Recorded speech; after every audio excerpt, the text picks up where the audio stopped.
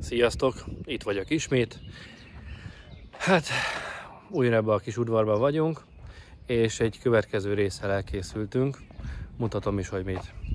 Szóval itt van ez a kis pavilon, kicseréltük körbe a födém részét, kicseréltünk 2 lábat, és hozzáépítettünk még egy ilyen kis részt. És erre még 2 hintát fogunk építeni. Továbbá elkészült ez a tűzrakó helység. Erre sajnos még a követ várjuk, amit a külsejére rá fogunk tenni. Ide, amit láttok ebben a nagy lukba, elméletileg a tulaj fűszernövényeket akar majd rakni. Bízunk benne, hogy jó lesz, szerintem biztos. Aztán jön majd a térkövezés.